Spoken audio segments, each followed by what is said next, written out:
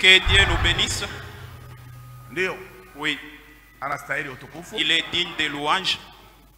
Il est digne de louange. Anastahili utukufu kweli. Jésus-Christ, tout ce qu'il a fait pour nous et ce qu'il continue à faire pour nous, que son nom soit grandement loué. C'est un Dieu bon. Celui qui se confie en lui ne sera jamais confié. Celui qui se confie en lui, c'est un homme heureux. C'est un Dieu qui est véritablement bon. La Bible dit ceci: heureux la nation dont l'Éternel est leur Dieu. Que Dieu nous bénisse. Oui. Le frère Yevin, serviteur de Dieu, il a voyagé ce matin vers Manono. On n'était pas informé. Mais la parole de Dieu, elle est là. Oui. Dieu a ses pions. Que Dieu nous bénisse. Nous allons écouter la parole de Dieu. Nous allons nous exhorter.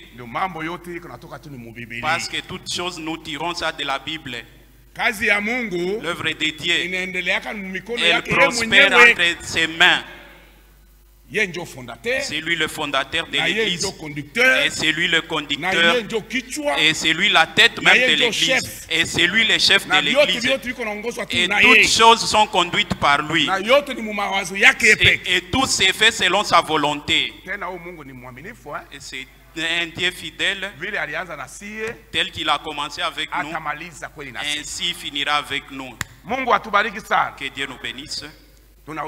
Ainsi nous pouvons nous lever. Tutasoma Matthieu 24. Nous allons lire dans Mathayo makumi mbili na ine.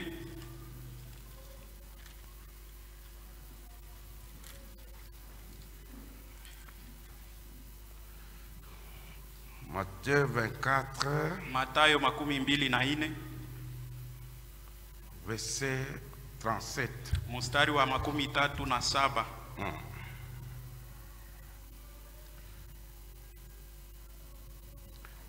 Ce qui arriva du temps de Noé arrivera de même à l'avènement du Fils de l'homme. Car dans les jours qui précédèrent le déluge, les hommes mangeaient et buvaient, se mariaient, mariaient leurs enfants, jusqu'au jour où Noé entra dans l'arche. Il ne se doutait de rien jusqu'à ce que le déluge vint et les emporta tous. Il en sera de même à l'avènement du Fils de l'homme. Amen. Amen. Prions le Seigneur. Seigneur notre Dieu, nous te disons merci pour ce temps merveilleux. Nous te prions de descendre et que tu nous enseignes, parce que ta parole donne la vie. Tu as dit que c'est l'onction qui nous enseignera. Ainsi, ouvre-moi de ton onction pour que ton onction puisse enseigner tes enfants. Que nous puissions commencer avec toi du début à la fin. Au nom de Jésus-Christ, nous avons ainsi prié. Amen. Amen. Que Dieu nous bénisse.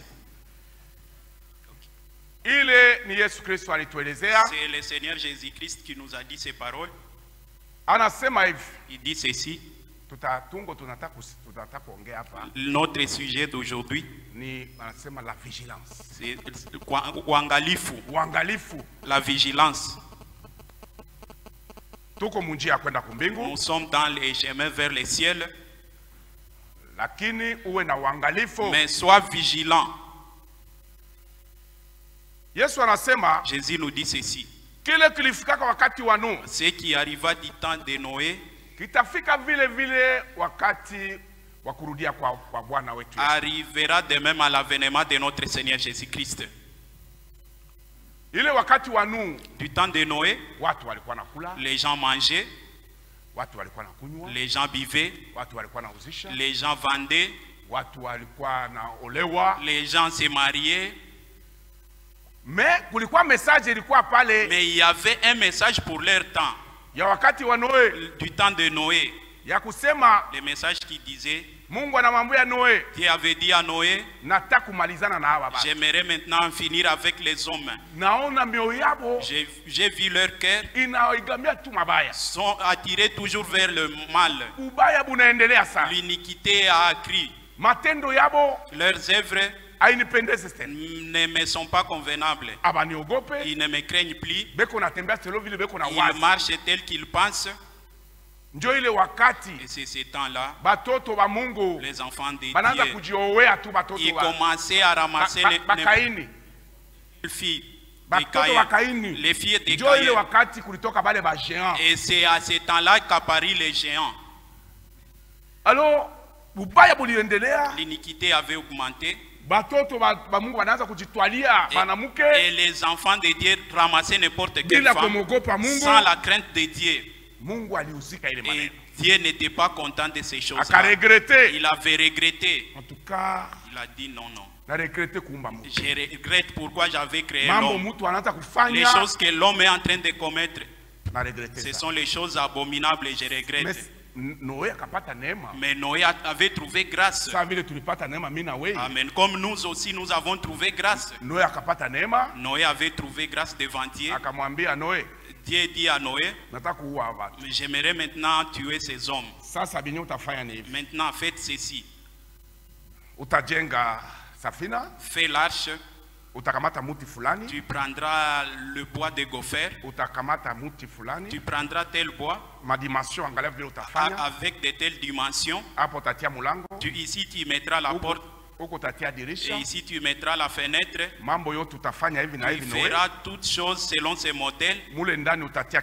Et à l'intérieur tu mettras telle chose. La Bible dit ceci. Noé avait fait toutes choses conformément à la parole de l'Éternel. Les gens ne savaient pas. Mais le message de leur temps était là. Alors, et quand Noé avait fini, Dieu lui dit, Noé, dites au peuple, moi Dieu, je ne tue jamais les gens sans les avoir avertis. Ainsi dit aux gens, comme tu as fini de construire l'arche, dis au peuple d'entrer maintenant dans l'arche. Dites au peuple d'entrer dans l'arche. Celui qui n'entrera pas dans l'arche, il sera tué, il sera exterminé. Et Noé a commencé à prêcher. Entrez. Dieu veut maintenant tuer les gens. Dieu veut maintenant détruire les gens avec les déluges. Ces temps-là, bien aimés frères et sœurs, la pluie que vous entendez du temps de Noé, à ces temps-là, il n'y avait pas encore eu de pluie sur la terre. Les gens ne savaient pas la pluie c'est quoi. Mais quand Noé prêchait citant la pluie, les gens se demandaient comment Noé est devenu fou ou quoi. Il regardait au ciel. Ils ne voyaient rien. Les gens des météos, ils regardaient partout. C'est Baba Oyo Kichwa qui a une antenne sawa. Il nous dit qu'il y aura la pluie. Les gens se moquaient de Noé. Ok. Ça va. Dieu dit à Noé, maintenant, crie maintenant, parlant aux animaux et les oiseaux qui puissent entrer dans l'arche, mâle et femelle. Toi prêche seulement. Noé ne refusait pas ce que Dieu lui disait. Il connaissait que c'était Dieu qui lui parlait. Et Noé continuait à prêcher, il parlait. Tous les animaux des champs, les oiseaux du ciel. La colère de Dieu vient. Venez entrer dans l'arche. Les animaux, les oiseaux, entrez pour échapper à la colère de Dieu. Frères et sœurs, Dieu avait fait grâce même aux animaux. À ce temps-là, on voit seulement dans le village. Les gens voyaient les éléphants, mâles et femelles venir, quittant la brousse. Et les gens regardaient, observaient tout cela. Ils venaient et entraient dans l'arche. Ils ont vu la tortue venant entrer.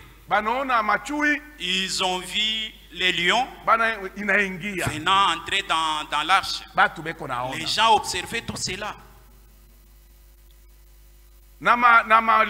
Et les lions, ils sont entrés dans l'arche. Les animaux venaient deux à des mâles et femelles. Les animaux et les oiseaux avaient entendu la parole de Dieu, la voix de Dieu. Les animaux avaient écouté la parole de Dieu. C'est Dieu, c'est un Dieu redoutable. C'est un Dieu redoutable. Vous regardez bien, observez bien ces choses. Les animaux étaient entrés. Quand les animaux sont entrés, les animaux, les oiseaux, les insectes étaient entrés. Alors, maintenant, Dieu dit à Noé, entre maintenant. Toi, ta femme, tes enfants, 3 enfants, et leurs femmes, entrez. Noé était entré dans l'arche avec ses enfants et leurs femmes. Ils sont entrés dans l'arche. Quand ils sont entrés, Dieu lui-même est venu et il a fermé la porte. Ce n'est pas Noé qui avait fermé la porte de l'arche, mais c'était l'Éternel lui-même. Il avait fermé. Ok, merci Noé. Merci Noé. Accent. Alors, les paroles que l'Éternel avait prononcées commençaient maintenant à s'accomplir. La Bible dit ceci. Notre Dieu ici, il n'est pas un homme pour mentir. Amen. Notre Dieu que nous croyons, il n'est pas un homme pour se repentir. Ce qu'il prononce dans sa bouche, à coup sûr, il accomplira cela. Il accomplira certainement cela. Les gens pensaient que Noé était en train de blaguer. Alors, ils ont vu seulement des nuages, un peu de nuages. Des petits nuages. Mais ça a commencé à s'agrandir. Qui apparaissait un peu du côté de l'est. Qui commençait à s'agrandir. Commençait à s'agrandir. La nuée s'agrandissait. Et les gens ont vu l'obscurité. Qu'est-ce qui va arriver? Apparemment, ce que Noé disait, c'est la vérité. Mes frères, ce que Noé était en train de prêcher était la vérité. Ils ont vu les gouttelettes en train de tomber. Ce que Noé prêchait était la vérité. Et la pluie augmentait peu à peu.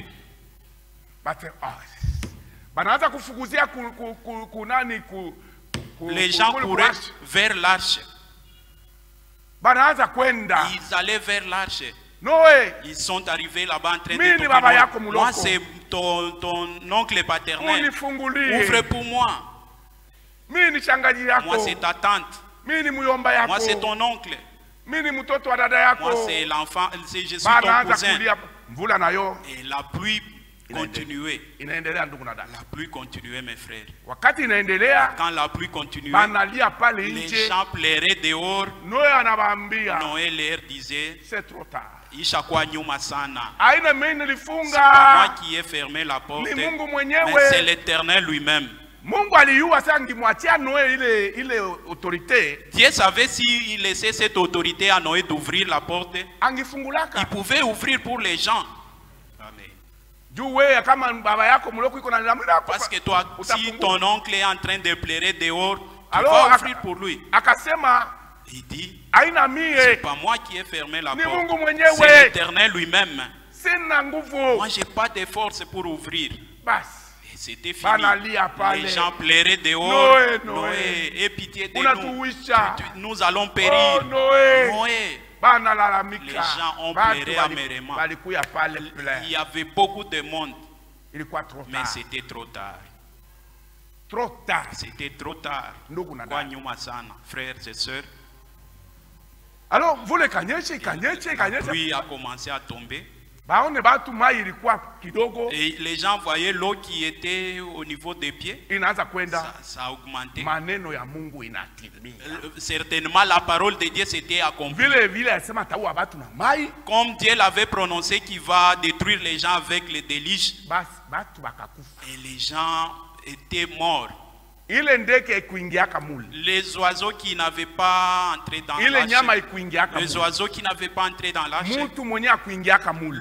les gens qui n'étaient pas entrés dans l'arche étaient tous décédés. Même les vieillards qui n'étaient pas entrés dans l'arche, les bébés qui n'étaient pas entrés dans l'arche, tous mouraient. Le problème de Dieu à ce temps-là, c'était d'entrer dans l'arche. Si Dieu te voit dans l'arche, là tu es sauvé. Là tu es sauvé. Que Dieu nous bénisse. C'est Dieu que nous croyons. Il ne change jamais. Il ne change pas. C'est pourquoi Paul dit, Jésus-Christ, il est le même hier, aujourd'hui, éternellement. Amen. Alors, c'est ainsi que Dieu avait détruit les gens du temps de Noé. Il les avait détruits parce que les gens étaient incrédules.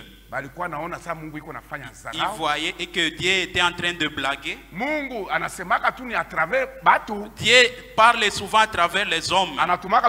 Il utilise les prophètes. C'est ainsi que Dieu agit. Si tu n'écoutes pas, là tu vas les rencontrer certainement. Que Dieu nous bénisse. La vigilance. Il faut vraiment être vigilante, sœur. Si vous continuez Jésus continue à dire ce qui arriva du temps de Lot arrivera de même. Du temps de Lot, les gens mangeaient, les gens vendaient, ils cultivaient, les gens faisaient n'importe quoi.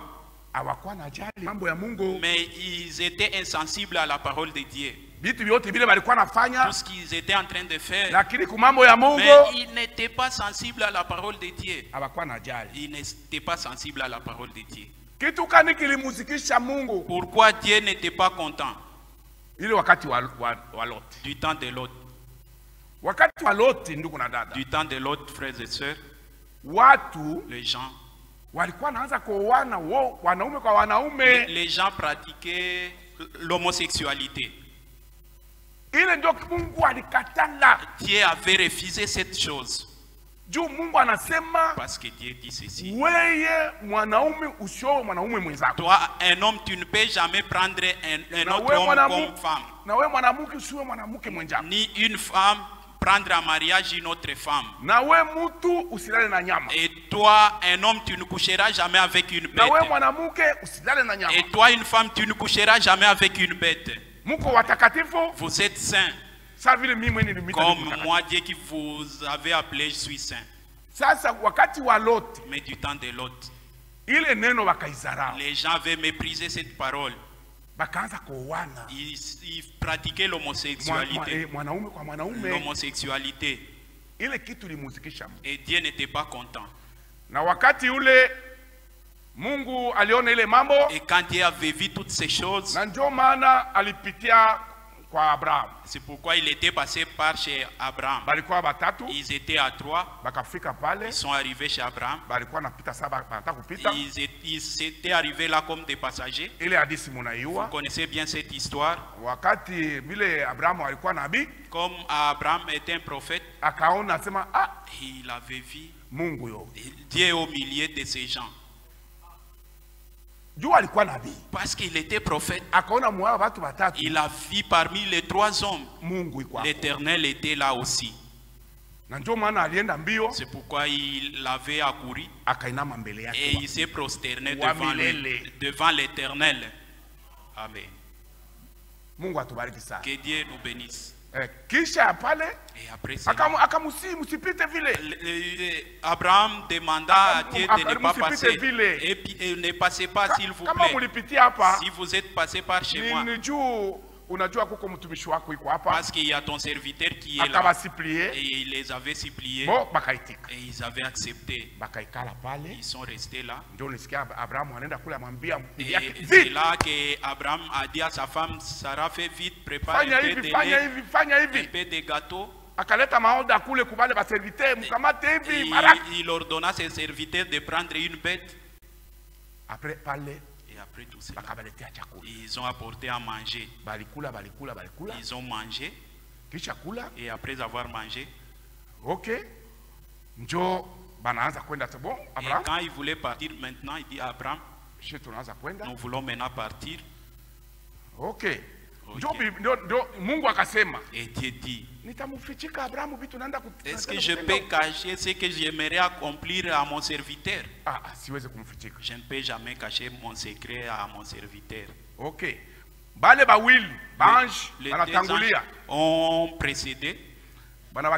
Et maintenant Abraham est resté avec l'Éternel. Et l'Éternel dit son secret à Abraham. Abraham, là où je vais, j'ai entendu l'iniquité qui monte vers les ciels. C'est pourquoi je suis moi-même descendu pour voir ce qui se passe à Sodome. Maintenant, j'y vais.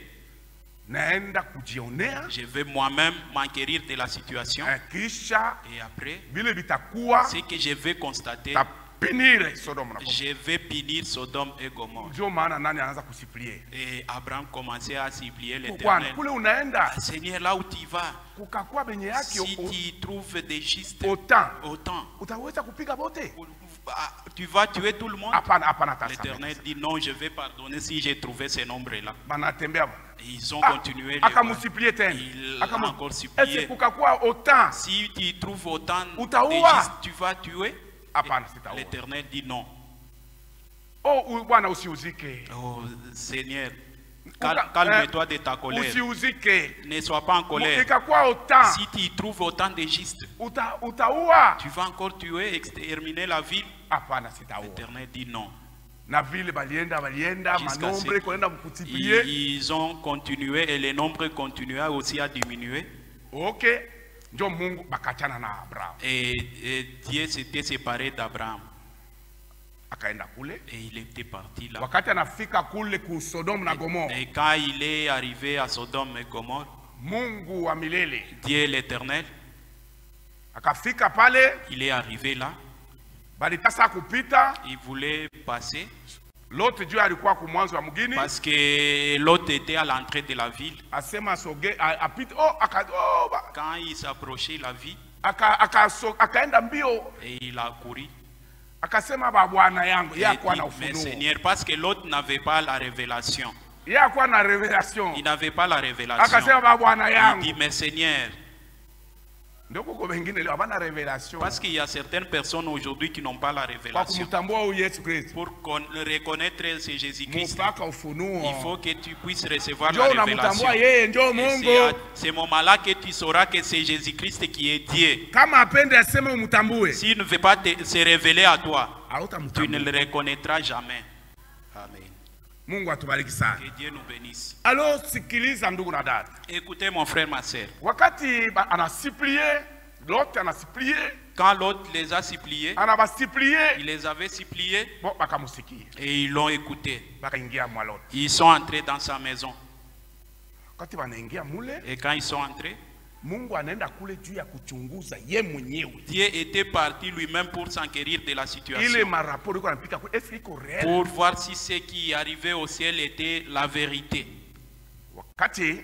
Ils sont entrés dans la maison, ils étaient assis. Après un temps, ils ont écouté les gens qui venaient chez l'autre. Ils venaient en courant chez l'autre. Nous avons vu, il y a des gens qui sont entrés chez toi. Fais-les sortir, fais-les sortir. Nous voulons coucher avec eux. Dieu était dedans. Il était dans la maison en train d'écouter. Fais-les sortir. Fais-les sortir de ta maison. Il y avait beaucoup de monde dehors qui criaient. Fais-les sortir de ta maison. Et l'autre était sorti. Et il dit aux gens, qu'est-ce qu'il y a? Si vous voulez commettre l'iniquité comme vous le voulez, j'ai mes filles qui sont encore vierges, mes deux filles. Elles sont encore vierges. Que je vous donne mes filles alors. Que vous faites tout ce que vous voulez. Au lieu de toucher à ses seins. Et Dieu était à l'intérieur. Il écoutait lui-même. Les gens ont dit, qui t'a établi chef parmi nous? D'ailleurs, tu es étranger dans notre ville. Qu'est-ce que tu veux nous dire? Donne ces gens. Sinon, nous allons te maltraiter. Quand la discussion a continué, et Dieu décida à l'intérieur où il était. Il avait ouvert la porte. Et il a tiré l'autre vers l'intérieur. Et il a frappé tout ce monde qui était dehors d'aveuglement. Ils ne voyaient plus la porte. Et ils étaient en train de tâtonner. Ils ne voyaient plus la porte. La Bible dit même les petits enfants étaient là. Donc c'était tous les villages qui s'étaient mobilisés. Même les vieillards. Et Dieu les avait frappés donc aveuglement.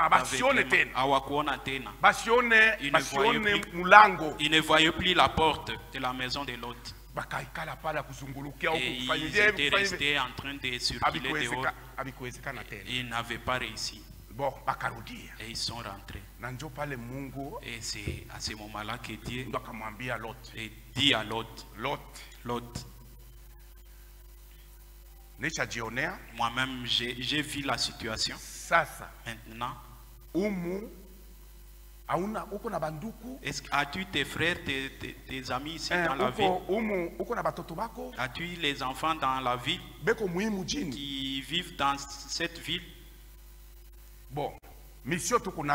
La mission qui nous a amenés ici, nous voulons maintenant exterminer ce monde.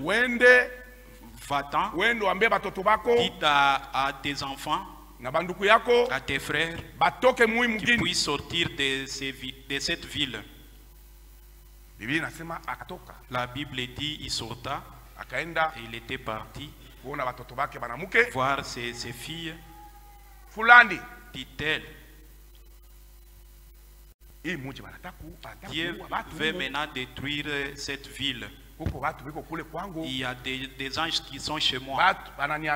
Ils m'ont dit que cette ville sera détruite. Ils vont détruire les gens. Il y aura la pluie des souffles.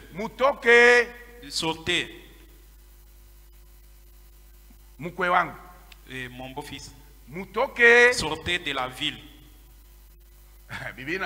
La Bible dit ceci. Les gens voyaient que l'autre était en train de blaguer. Ses enfants considéraient l'autre comme blaguant. Papa, nous allons sortir. Nous sortirons après. Et il était parti voir une autre famille. Il a vu ses membres et ses frères. Il leur a apporté ce message. Sortez de la ville.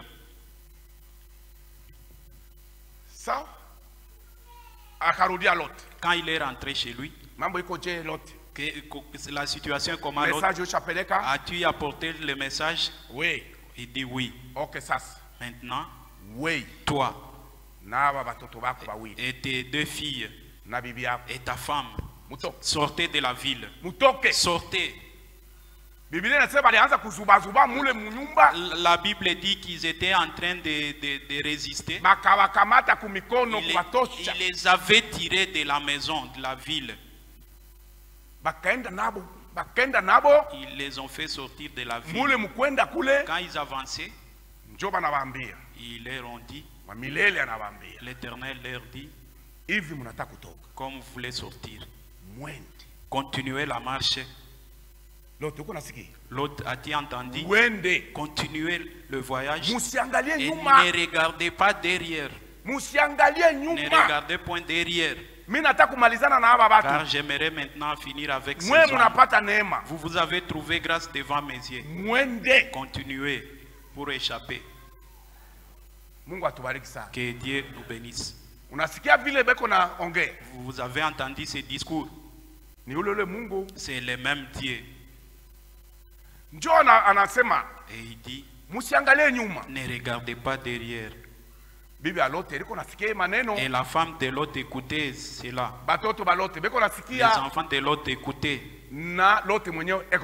Et l'autre aussi écoutait.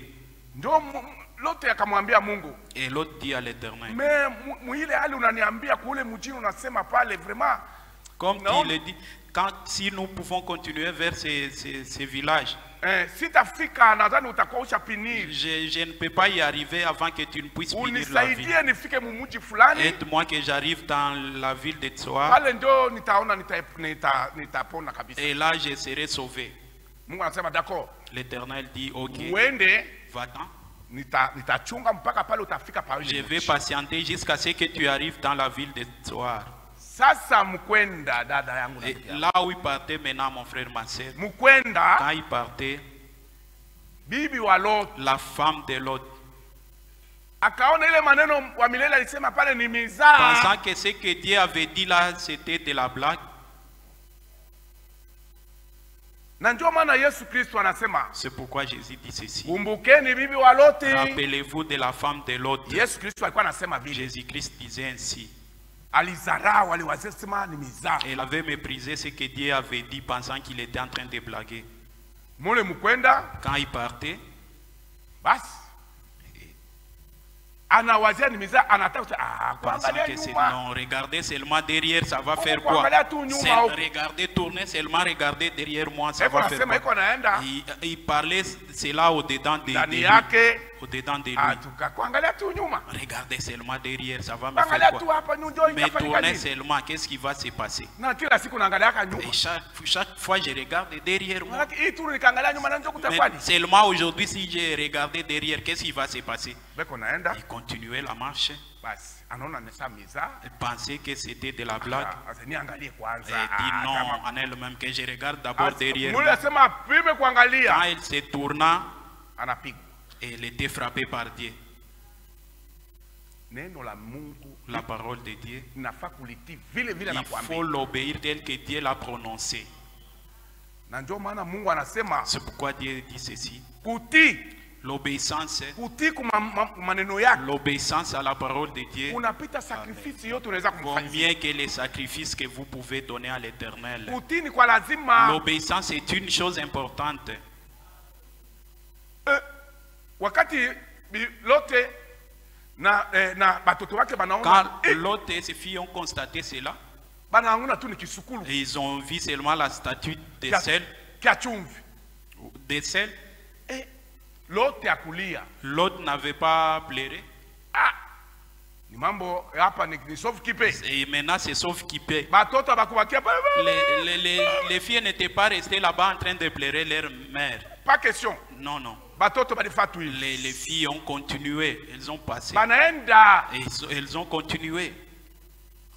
L'autre a regardé seulement et il est passé, il a continué la marche. Il a continué la marche. Il faut connaître ceci, frères et sœurs. Les saluts pour nous, les gens des nations.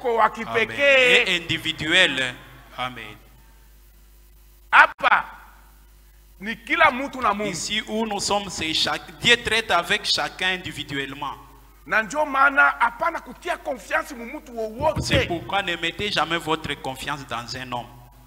Mais mets ta confiance en l'Éternel. C'est lui qui t'amènera au ciel. Amen. Obéis à la parole de Dieu. Marche avec ses dieux. Et certainement tu y arriveras au ciel. C'est ça. C'est ainsi. C'est pourquoi la Bible déclare: ne soyez pas esclave de quelqu'un, d'un homme. Ne soyez jamais esclave d'un homme. Amen. Mais soyez esclave de Dieu. C'est tout. Nous allons au ciel. Notre voyage, c'est vers le ciel.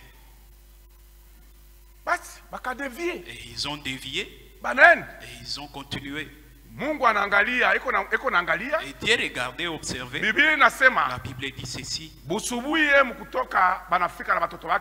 matin, quand l'autre était arrivé avec ses filles, Dieu l'avait vu étant arrivé déjà. Et c'était fini. Et la pluie des souffles tomba. La pluie des souffles tomba et de feu. C'était terrible. Les enfants, quand le feu tombait du ciel, si nous avions entendu ce que papa nous avait dit, c'était trop tard. Il quoi nyuma. C'est ainsi que même les frères de Noé pleuraient à leur temps. De la même manière aussi, les frères à l'autre pleuraient aussi. Il les avait avertis, mais ils avaient refusé de l'écouter. Si nous avions écouté notre papa, si on avait vraiment écouté, il croit nyuma sana. Que Dieu nous bénisse. Si les paroles de Dieu sont écrites, c'est pour notre enseignement nous aujourd'hui. C'est ainsi que la parole de Dieu est écrite. Et c'est ainsi que Dieu avait détruit ces gens-là. Il avait détruit tout le monde. Tous ces gens-là qui n'étaient pas sortis. Dieu n'avait pas regardé au vieillard. Non, parce qu'il est en train de marcher avec un bâton. Parce qu'il est encore bébé. Parce que non, c'est papa. Parce que c'est un boité. Pas question. C'est lui, tout celui qui n'était pas sorti, Dieu l'avait frappé. Amen. Attention na Mungu. Faites attention avec ça. C'est pourquoi la Bible nous dit, c'est Dieu ici. Ton salut. Travaillez pour ton salut avec crainte et tremblement. Certainement nous sommes sauvés. Mais la Bible dit, travaillez pour votre salut avec crainte et tremblement. Il ne faut pas vous habituer à Dieu. Ce que Dieu veut, c'est votre obéissance. C'est pourquoi Jésus avait dit, mon ami, c'est lui qui m'aime, moi Jésus, ma sœur à moi, mon frère à moi, c'est celui qui écoute la parole de Dieu, les paroles que je lui parle, et les met en pratique. Que Dieu nous bénisse. C'est Jésus-Christ qui avait dit cela. La parole de Dieu, c'est l'entendre, puis la mettre aussi en pratique. Et là, tu seras béni. Mais si tu méprises cela, c'est que Dieu a déjà préparé, à coup sûr tu les rencontreras. Que Dieu nous bénisse. C'est ainsi qu'il avait fini avec ces gens-là. C'est pourquoi Jésus dit ceci, il vient bientôt. Jésus-Christ revient bientôt. Certainement, nous serons élevés vers les cieux. Et dans notre marche, il y a des paroles que Dieu a déjà placées. Il nous faut marcher dans cette marche selon les règles que Dieu nous a données. Il ne faut pas marcher en désordre. Nous sommes en voyage vers le ciel. C'est pourquoi Jésus-Christ, il nous dit ceci. Il viendra à l'heure où ni les jours que nous ne connaissons pas. Il faut être prêt à chaque instant. Il a dit. Jésus a déjà déclaré cela. Il viendra les jours et le temps que nous ne connaissons même pas. C'est pourquoi soyons prêts. Parce qu'il nous a déjà avertis. Parce que le problème concernant l'enlèvement, ça sera en un clin d'œil. Et c'est fini, les gens sont enlevés. C'est pourquoi, frères et sœurs, il nous faut ce qu'il nous faut pour entrer au ciel, c'est avoir le Saint-Esprit, être baptisé du Saint-Esprit. Notre refuge, c'est en Jésus-Christ. Si tu as le Saint-Esprit en toi, certainement tu échapperas à la colère de Dieu qui vient. De la même manière que Dieu avait frappé les gens du temps de Noé, ne voyez-vous pas cela s'est passé aussi dans notre temps? Les gens sont devenus méchants. L'impudicité, c'est partout. Maintenant, il n'y a plus question de mariage. Non. Les femmes, les filles aujourd'hui veulent seulement que vous puissiez commettre adultère avec elles. Et vous voyez cela de vos propres yeux. Elle marche les seins dehors avec des donis. Elle s'habille très mal. Donc les femmes se laissent faire de façon qu'elle t'attire pour que tu puisses commettre adultère avec elle. Aujourd'hui, c'est ramasser n'importe quelle femme. Elle ne refuse même pas. C'est ce qui arriva du temps de Lot. Les femmes aujourd'hui sont devenues belles. Elles appliquent des produits, c'est compliqué. Soyons prêts, frères et sœurs. Jésus avait dit, certainement nous voyons cela. L'avenir de notre Seigneur est proche. Ce qui avait fait que Dieu puisse détruire les gens de Sodome, c'est ce que nous voyons aussi aujourd'hui. Les gens pratiquent l'homosexualité, vous voyez cela. Et on les unit même devant l'État.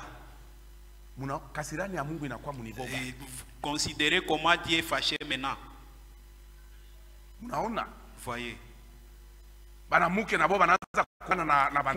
Les femmes s'unissent aussi entre elles.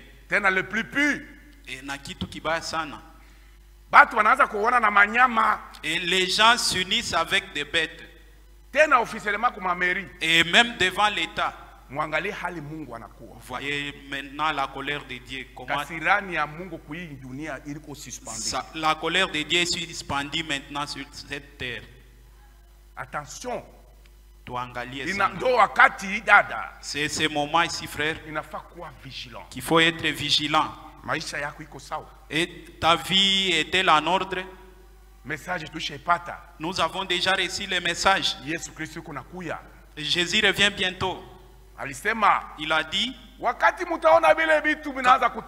vous verrez ces choses arriver, redressez vos têtes, car votre rédemption est proche. C'est ça. Ne voyez-vous pas toutes ces choses?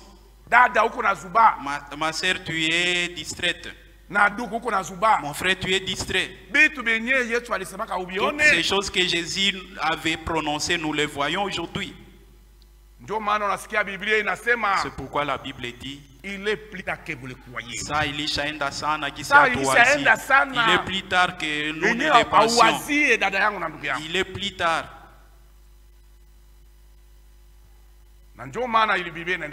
C'est pourquoi la Bible déclare nous devons racheter le temps parce que les jours sont mauvais.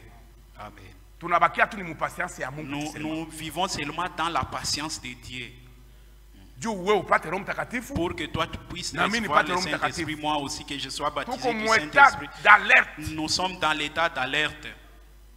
C'est ainsi, ma soeur. Marchons convenablement. Cherchons le Saint-Esprit. Cherchez à amener une vie sainte. Et soyez prêts. Soyez prêts. Où est tayari?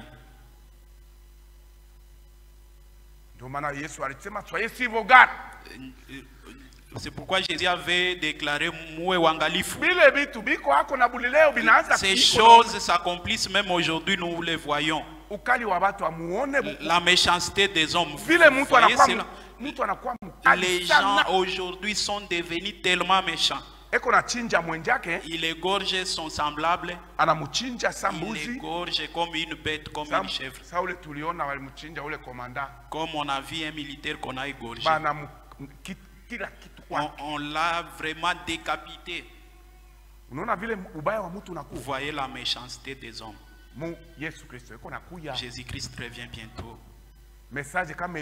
Si les messages étaient venus, c'est pas pour former une dénomination, pour que nous soyons aussi une communauté comme d'autres églises. Non, non. Nous sommes venus, nous avons pris les messages pour notre préparation.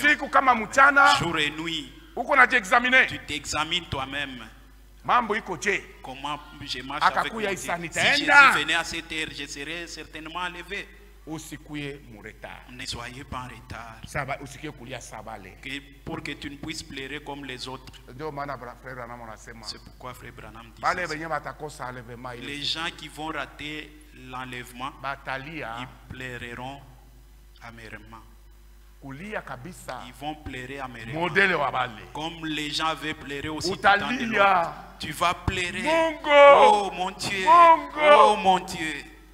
Mais ça sera tard. Le moment favorable de pleurer, c'est celui-ci. Suppliez Mungu. Supplie Dieu. Jésus-Christ. Baptise-moi du Saint-Esprit. Assiste-moi dans ma marche. Jésus-Christ nous écoute encore quand nous prions. Quand tu pries aujourd'hui, Jésus t'écoute. Mais il y a un temps qui vient, tu prieras, il ne pourra jamais écouter. Il ne t'écoutera plus. Quand il dit venez, venez vous tous qui êtes chargés, vous qui êtes fatigués, chargés, venez pour que je te donne du repos. Mais toi tu résistes. Le même Jésus-Christ, c'est lui qui sera ton juge. Il ne reste qu'un petit temps seulement. Que Dieu nous bénisse. C'est pourquoi mon frère et ma soeur, nous sommes à marche vers le ciel. Nous avons déjà reçu le message. Soyons prêts. Les choses que Jésus avait prédit pour son avènement, nous les voyons. Il n'y a plus de temps. Il n'y a plus de temps certainement. C'est pourquoi la Bible déclare, sachez que votre salut, notre salut, amen, est plus proche de nous que lorsque nous avons crié. C'est-à-dire, nous avons déjà effectué une longue distance. Il ne nous reste qu'un petit temps pour arriver au ciel. Que Dieu nous bénisse. Il faut être vigilant. Marchons convenablement. Soyons saints. Craignons Dieu. Et cherchons ce qui est essentiel. Ma soeur, mon frère, cherchez ce qui est essentiel. C'est le moment favorable. Que Dieu nous bénisse. Ainsi nous pouvons nous lever et que chacun s'examine. Il n'y a plus de temps. Que chacun puisse prier Dieu pour que nous ne puissions pas pleurer. La grâce de Dieu est encore là. Que chacun puisse prier Dieu. Là où il voit qu'il est encore faible, qu'il demande le secours à Dieu. Là où il voit qu'il bronche, qu'il pleure à Dieu, et il viendra en aide. Que Dieu nous bénisse. La chorale va nous conduire avec un court cantique. Et chacun de nous va prier Dieu.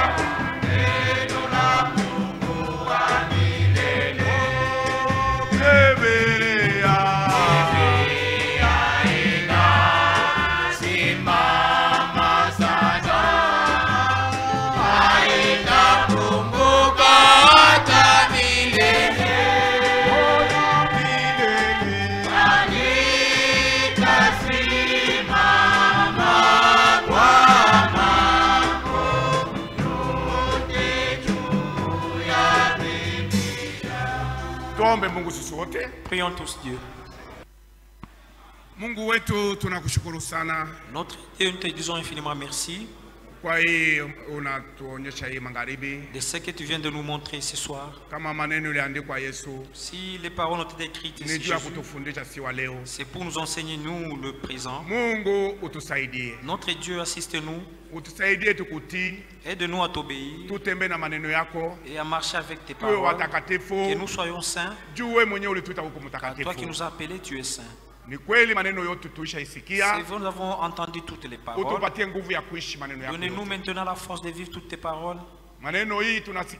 Ces paroles que nous venons d'écouter, Dieu, sème-les dans nos cœurs, qu'elles puissent nous aider. Car nous voyons que ta venue est imminente.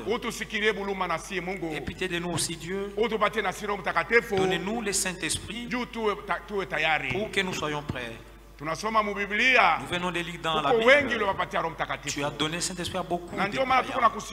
C'est pourquoi nous te supplions aussi que tu puisses nous le donner. Car nous ne savons ni l'heure ni le jour que tu viendras. Merci pour ce que tu viens de nous montrer. Même à notre chemin de retour, notre Dieu, accompagne chacun de nous et que tu puisses nous faire arriver en paix. Nous te rendons grâce en tout. Au nom de Jésus que nous avons ici prié. Amen. Amen.